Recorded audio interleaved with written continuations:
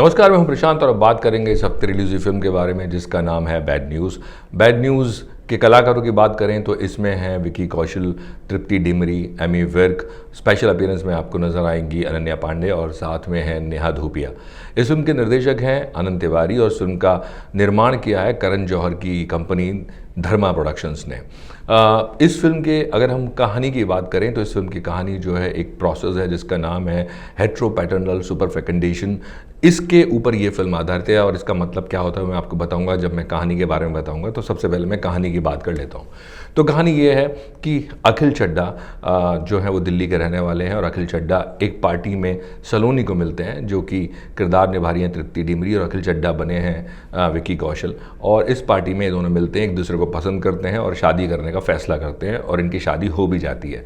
शादी होने के बाद तृप्ति डिमरी यानी कि सलोनी जो है उनको लगता है कि जो अखिल चड्ढा है वो बेशुमार प्यार करते हैं उनसे, और वो इतना करते हैं कि उनको 2 मिनट के लिए भी अकेला नहीं छोड़ते, जिसकी वजह से उनके काम में यानी कि सलोनी के काम में विघ्न आनी शुरू हो जाती है।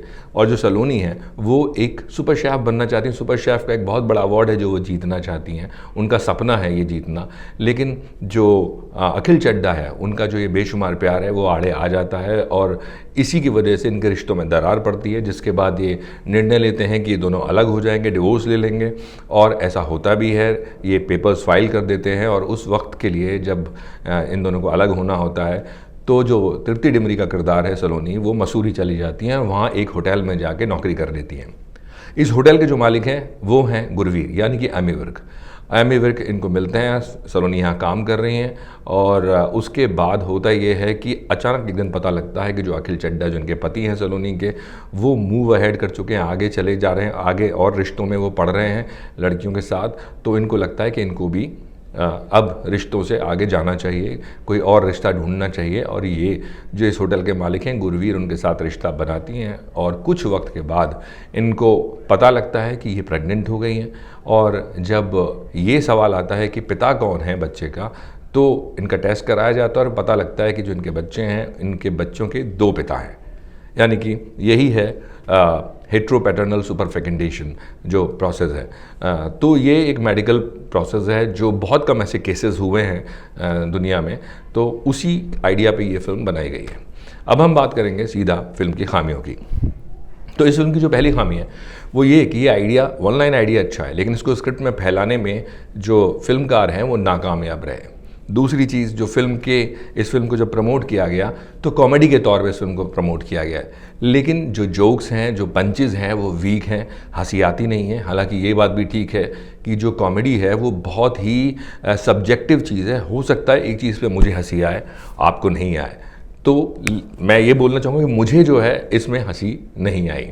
तीसरी चीज़ मैं बोलूँगा, जब गाने आते हैं फिल्म में तो वो एक ब्रेक लग जाता है स्टोरी पे।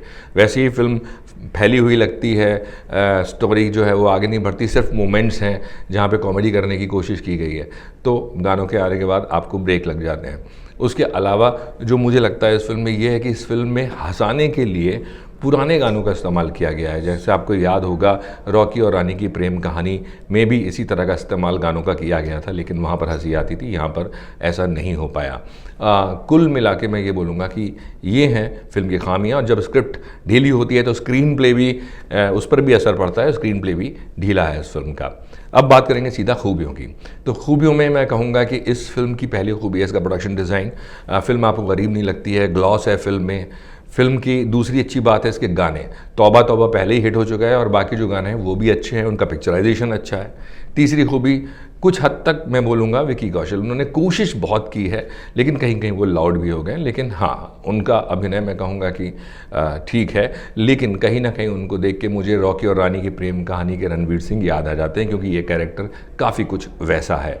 अब एक बात मैं बोलना चाहूँगा कि रॉकी और रानी की प्रेम कहानी में जो पुराने गाने थे वो इसलिए लोगों को अच्छे लगते हैं क्योंकि वहाँ पर धर्मेंद्र और शबाना आज़मी थे।